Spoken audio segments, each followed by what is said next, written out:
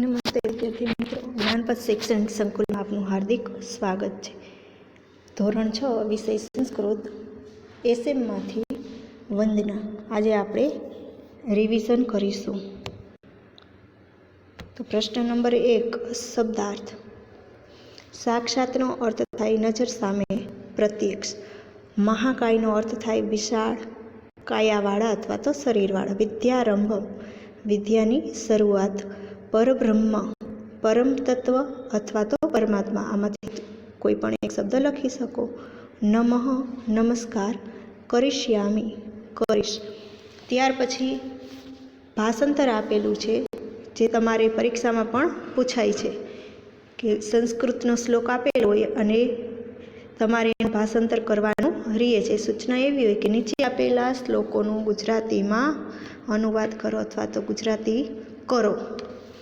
તો તમારે આ ત્રણેય શ્લોક જે પૂછ્યો હોય એ લખવાના રહેશે. પહેલો શ્લોક છે ગુરુ બ્રહ્માવાળો, તેનું ગુજરાતી છે ગુરુ બ્રહ્મા છે, ગુરુ વિષ્ણુ છે, ગુરુ મહાદેવ શંકર છે અને ગુરુ સાક્ષાત પરમાત્મા છે તે શ્રી ગુરુદેવને નમસ્કારો. ત્યાર પછી બીજું વક્રતુંડવાળો શ્લોક આપેલો છે પાઠ્યમાં, એનું ભાષાંતર આપવામાં આવેલું છે. હે માકા મુખવાળા, વિશાળ કાયાવાળા, કરોડો સૂર્ય સમાન પ્રભા અથવા તો તેજ. આમાંથી કોઈ પણ તમે એક શબ્દ લખી શકો. તેજવાળા ગણપતિ, મારા સર્વ કાર્યોમાં હંમેશા વિઘ્નરહિત કરજો.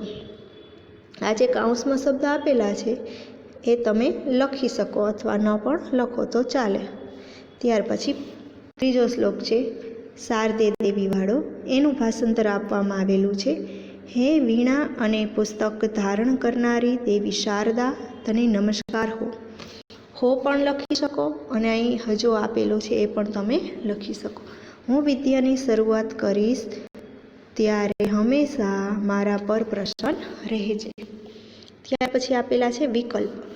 પહેલો જ વિકલ્પ છે કેવા ગુરુદેવને નમસ્કાર કરવામાં આવ્યા છે? તો જવાબ આવશે સી, સાક્ષાત પરબ્રહ્મરૂપ ગુરુદેવને. બીજું વક્રતુંડ અને મહાકાય કોણ છે? તો ગણપતિ. વક્રતુંડ મહાકાય આ શ્લોકમાં ભક્ત ગણપતિને શું કરવા પ્રાર્થે છે, એટલે કે શું પ્રાર્થના કરે છે? તો જવાબ આવશે ભક્તના સર્વ કાર્યોને વિઘ્ન રહિત કરવા. દેવી સરસ્વતી શું ધારણ કર્યું છે? જવાબ આવશે વીણા અને પુસ્તક. તમે આ શ્લોક જો બરાબર ધ્યાન આપ્યું હશે તો તમને આ વિકલ્પ છે એ સાવ સરળ લાગશે. વિદ્યાર્થી દેવી સરસ્વતીને શું કરવા પ્રાર્થે છે? તો પોતાના પર પ્રસન્ન રહેવા. મહેશ્વર અર્થાત કહદેવ. તો આનું ગુજરાતી મહેશ્વર શબ્દનો અર્થ શું થાય છે? તો શંકર. જવાબ આવશે બી, શંકર. સર્વ કાર્યેષુ કહ દેવ નિર્વિઘ્નમ કરોતિ. સર્વ કાર્યેષુ એટલે બધા કાર્યો કયા દેવ વિઘ્ન રહિત કરે છે? તો જવાબ આવશે ગણેશ. વીણા પુસ્તક ચ કા ધાર્યતિ, કે વીણા અને પુસ્તક કોણ ધારણ કરે છે? તો દેવી શારદા. સર્વદા શબ્દસ્ય અર્થ કહ. સર્વદા શબ્દનો અર્થ શું થાય છે? હંમેશા. વિઘ્ન વગર આ શબ્દ માટે સંસ્કૃત શબ્દ ઓળખાવો. તો વિઘ્ન વગર માટેનો સંસ્કૃત શબ્દ આપવામાં આવેલો છે નિર્વિઘ્નમ.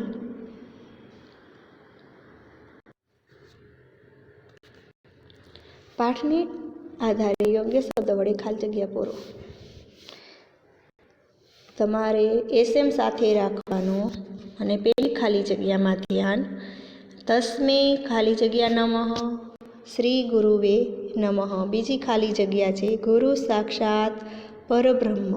ત્રીજી ખાલી જગ્યા વક્રતુંડ મહાકાય ખાલી જગ્યા સમપ્રભ સૂર્યકોટી. ચોથી ખાલી જગ્યા છે નિર્વિઘ્નમ કુરુ મે દેવ.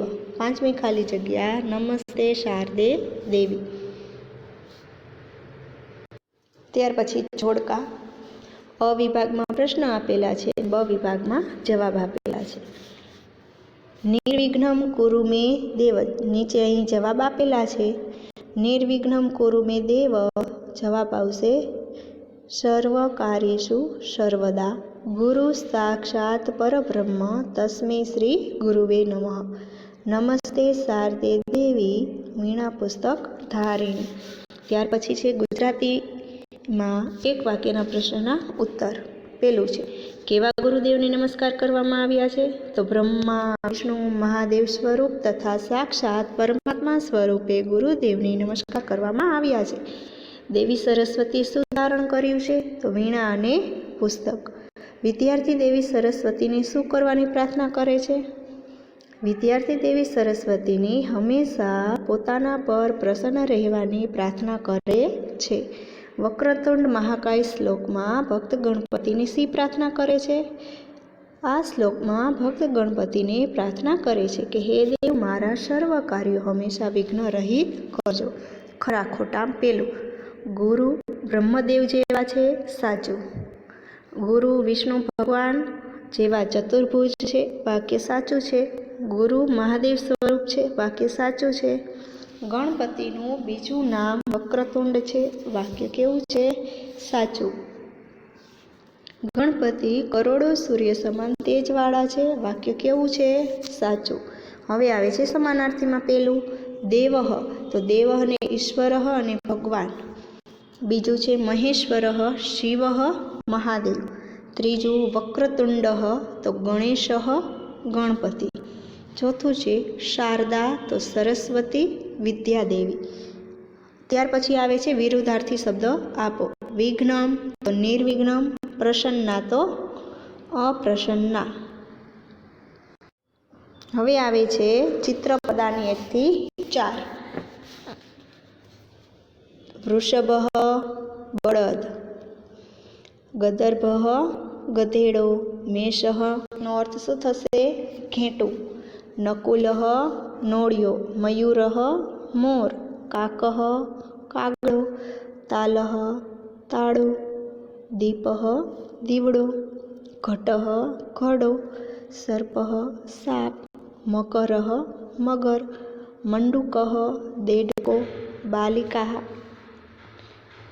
છોકરી, ઉત્પીઠિકા ટેબલ, લતા વેલ, સ્થાલિકા થાળી, પુષ્પદાની ફૂલદાની, શાટિકા સાડી, ઘટી ઘડિયાળ, ચટકા ચકલી, નદીનો અર્થ નદી, ચૂલી ચૂલો, પેટિકા પેટી, કુંચિકા ચાવી, રત્નમ રત્ન, છત્રમ તો છત્રી, પુષ્પમ ફૂલ, ઉરુકમનો અર્થ થશે પેન્ટ, ધનમ પૈસા, શિવનયંત્રમ સીવણ મશીન, શકટમ બળદગાડું, મસીપાત્રમ શાહીનો ખડિયો, ગ્રંથ ગ્રંથ, આભૂષણમ ઘરેણું, કરદીપ હાથ બેટરી, ચમસ ચમચો, લવિત્રમ દાતરડું, ઔકરિકા કચરાપેટી, પીપીલિકા કીડી, ગણનિયંત્ર પુસ્તકમ પુસ્તક, લસુનમ લસણ, વિમાનમ વિમાન, લોકયાનમ શબ્દ છે અહીં તો બસ, કૃષ્ણફલકમ કાળું પાટિયું, અંકની તો પેન્સિલ, સચ્ચિકા ફાઇલ, દ્રોણી ડોલ અને પિંજરનો અર્થ થશે સ્વિચ. ત્યાર પછી છે સાચા વિકલ્પ પસંદ કરીને જવાબ આપવાના છે. તો ચિત્ર આપેલું છે કે આ ચિત્રમાં કયું પશુ છે? કયું આવશે? વૃષભ. તો અહીં તમારે આવી રીતે કરવાનું રહેશે. અહીંયા વૃષભમાં આમ વૃષભ. બીજું ચિત્ર શેનું છે?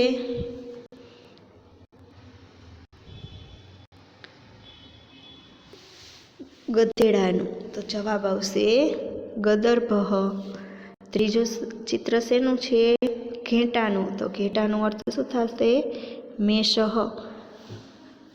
એસએમ લઈને બેસજો એટલે જ્યાં લખવાની જરૂર પડે અહીંયા તમારે લખવાનું છે. ત્યાર પછી શેનું ચિત્ર છે? નોળિયાનું. તો શું થશે? નકુલ. પછી શેનું ચિત્ર છે? કાગડાનું. એને સંસ્કૃતમાં કહેવાશે કાકહ. ત્યાર પછી દેડકો, દેડકાને મંડુકહ. ત્યાર પછી છે ફૂલદાની, ફૂલદાનીને શું કહેવાશે? પુષ્પદાની. ત્યાર પછી ચકલીને ચટકા. ચૂલો શબ્દ છે એને શું કહેવાશે? ચૂલી. સીવણ મશીન છે તો સીવણ યંત્ર. ત્યાર પછી છે વિમાન, તો શું કહેવાશે? વિમાનમ. ત્યાર પછી છે આ શેનું ચિત્ર છે? કાળું પાટિયું એટલે કૃષ્ણ ફલકમ અથવા તો બ્લેકબોર્ડ. શકટમ એટલે ગાડું. શેનું ચિત્ર છે? શાહીના ખડિયાનું, તો મસી પાત્રમ. ફાઇલનું ચિત્ર છે તો સચ્ચિકા. સ્પીચનું ચિત્ર છે તો પિંજહ. હવે સમાનાર્થી તો ગદર્ભ. ગદર્ભ એટલે ગધેડો, તો ગધેડાને સંસ્કૃતમાં બીજું રાસભ અને લંબકર્ણ પણ કહેવાય છે. મયુરહ એટલે મોર. મોરને સંસ્કૃતમાં બીજા 2 શબ્દથી પણ ઓળખવામાં આવે છે, નીલકંઠ અને કેકી. ત્યાર પછી છે કાકહ. કાકહને પણ 2 શબ્દથી ઓળખવામાં આવે છે, ધ્યાક્ષ અને વાયસહ.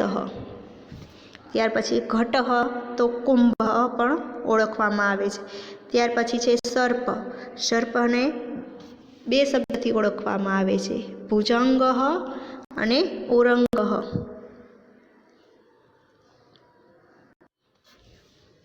અહીં ચિત્રપદાન 1 થી 4 પૂર્ણ થાય છે. હવે આપણે પાઠ 2નું પુનરાવર્તન કરીશું.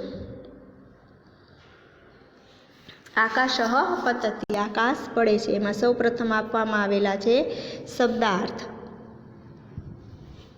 તો પહેલો શબ્દાર્થ છે શશકહનો અર્થ થશે સસલું, ભીતઃ ડરેલો, શૃંગાલ ભ્રાતા શિયાળભાઈ, કિમર્થમ શા માટે, હસતી હસે છે. ત્યાર પછી અસ્તિ છે, વિરોધી શબ્દ બને, અસ્તિ છે નાસ્તિ નથી. ત્યાર પછી ધાવતી દોડે છે, અનુધાવતી પાછળ દોડે છે, પતિતવા પડે છે શું, પલાયનમ કરો. એ તમારે પાઠ્યમાં જોઈને અહીં કરતું જવાનું. જે પાઠ્યમાં સંસ્કૃત અને સાથે આમાં ધ્યાન આપતું જવાનું. તમે વાક્ય પ્રમાણે આમાંથી કરી શકશો. ત્યાર પછી છે વિકલ્પ. પેલું છે કે સસલું ક્યાં રહે છે? તો જંગલમાં. સસલું શેનાથી ભયભીત થાય છે? શું પડે છે? તો પાંદડું પડવાથી.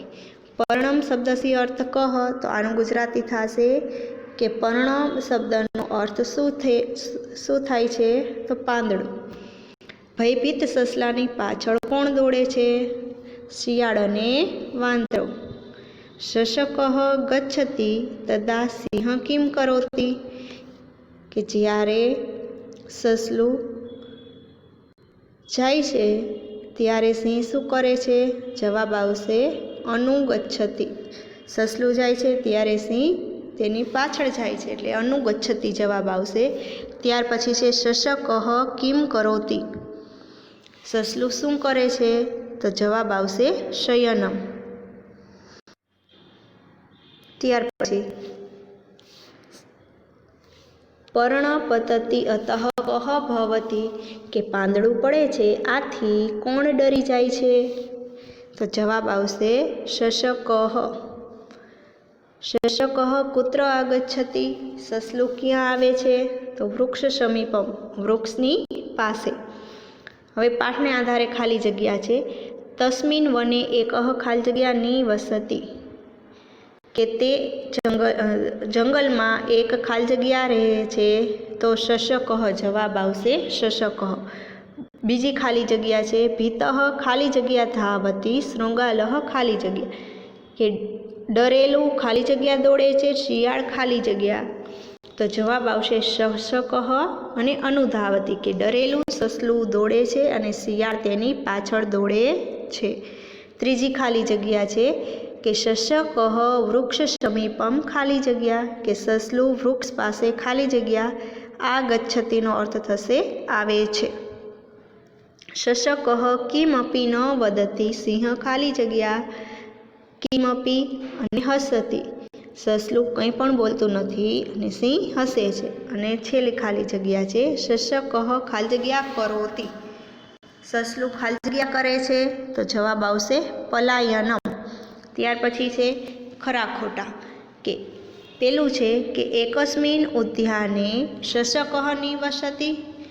આનું ગુજરાતી થશે કે એક બગીચામાં સસલું રહેતું હતું. તો વાક્ય કેવું છે? ખોટું. ક્યાં રહેતું હતું? જંગલમાં. ત્યાર પછી બીજું ફલ પતતિ શશકઃ ભીતઃ ભવતિ. આનું ગુજરાતી થશે ફળ પડે છે અને સસલું ડરી જાય છે. તો વાક્ય કેવું આવશે? ખોટું. પાંદડું પડે છે ને ડરી જાય છે.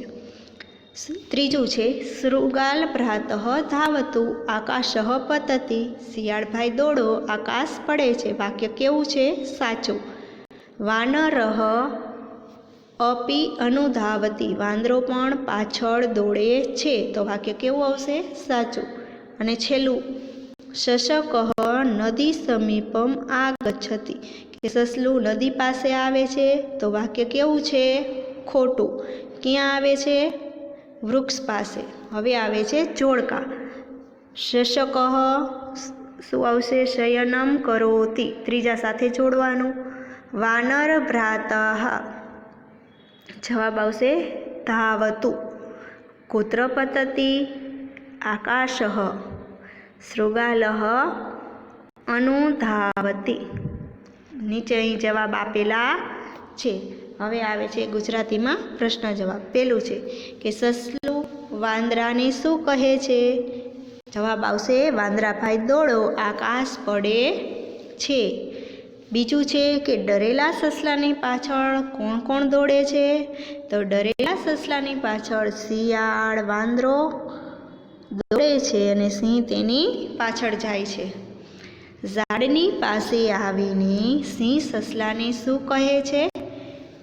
શું કહે છે? ક્યાં પડે છે આકાશ? ત્યાર પછી સસલું શા માટે ભયભીત થઈ જાય છે? તો ઝાડ પરથી પાંદડું પડે છે એટલે. અને છેલ્લું પાંચમું, સસલું ક્યાં રહેતું હતું? સસલું જંગલમાં રહેતું હતું. ત્યાર પછી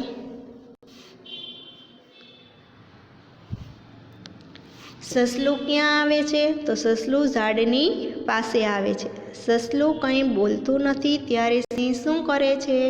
સસલું કંઈ બોલતું નથી ત્યારે સિંહ હસે છે.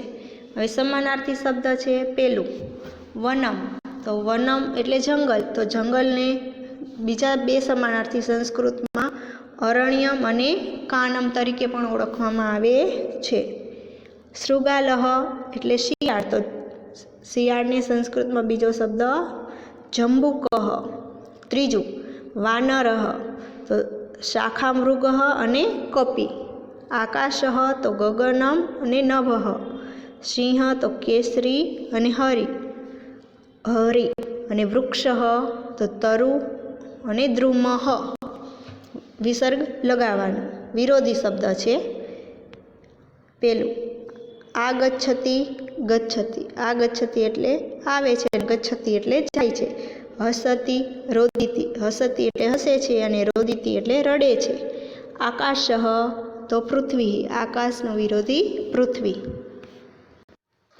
તો અહીં આપણે વંદના ચિત્રપદાની 1 થી 4 અને પાઠ 2નો અભ્યાસ કર્યો. હવે તમારે વાંચવાનું છે વ્યવસ્થિત.